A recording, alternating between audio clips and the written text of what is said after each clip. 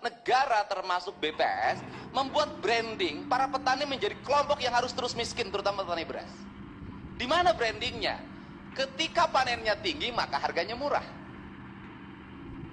Ketika panennya rendah maka impor masuk. Dan yang kemudian berikutnya, masuklah desain berpikir kenaikan sekian kilogram harga beras berdampak pada inflasi. Kalau mau lebaran yang diomongin inflasi pasti beras, pasti cabai, pasti bawang, pasti itu. Tapi harga pakaian naik tidak dianggap inflasi. Harga mobil sewa naik ketika mudik tidak dianggap inflasi. Ini kan brand yang diarahkan pada petani kita untuk menjadi kelompok marginal dan selamanya akan miskin. Walaupun saya katakan, walaupun mereka miskin dari sisi statistik BPS, hidupnya jauh lebih berkah dibanding yang tinggi pendapatan. Kenapa? Sampai hari ini gak ada petani yang berduyun-duyun ke DPR untuk berdemonstrasi tentang nasib mereka. Yang terakhir adalah pupuk. Walaupun kita berteori tentang digitalisasi pupuk, faktanya di daerah, di lapangan, pupuk sulit didapatkan. Terutama para petani kecil yang garapannya kecil. Nah, kalau problem ini nggak akan tidak selesai sampai kapanpun, problem pertanian Indonesia tidak akan pernah beres. Dari hulu dengan hilir tidak serius menanganinya. Kenapa? Karena kita tahu juga bahwa di balik menurunnya produktivitas ada keuntungan para pedagang, yaitu mereka yang senang impor.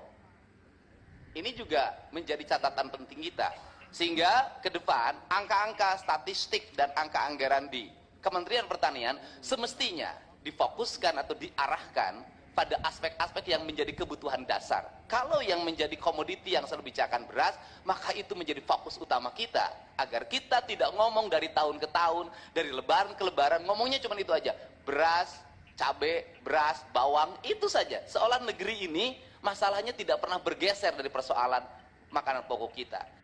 Coba lihat deh, kalau setiap kenaikan produksi pertanian, dunia itu ribut. Contoh, kalau kita lebaran, selalu BPS mengatakan kalau cabai naik, bawang naik, beras naik, kentang naik, engkol naik, pasti disebutnya inflasi, memberikan dampak bagi inflasi.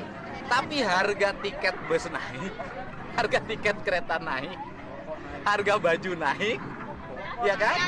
Baju sarung naik, dijualnya asalnya sarung 50.000 jadi 90.000 menjelang hari rayanya, nggak dibilang inflasi. Pertanyaannya adalah menjelang hari raya banyak pedagang yang mangpang mumpung, harga sarung yang harganya 40 jadi 60, orang beli aja. Pertanyaannya, ada nggak yang tukang beras mangpang mumpung? Semuanya ya, ini kesadaran bagi kita.